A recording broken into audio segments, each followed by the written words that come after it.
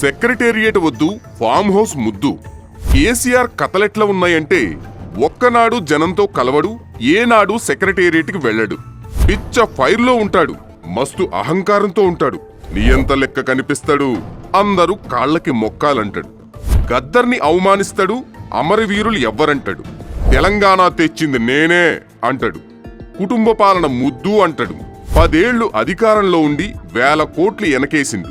అలవిగాని హామీలిచ్చి జనాన్ని నట్టేట్లో ముంచుతాడు. ఏ సంక్షేమ పథకం పూర్తిగా ఇవ్వడు. ఎప్పుడూ సెక్రటేరియట్ వద్దు, ఫామ్ హౌసే ముద్దు అంటాడు. తక్కువ పని చేయటం, ఎక్కువ డబ్బా కొట్టుకోవటం, నిత్యం భజన బ్యాచ్ను వేసుకుని కుళ్ళు జోకులు ఇయ్యటం, ఆళ్లు పల్లికిలించటం. 10 ఏళ్లు ఇట్లనే దందా సాగించిండు.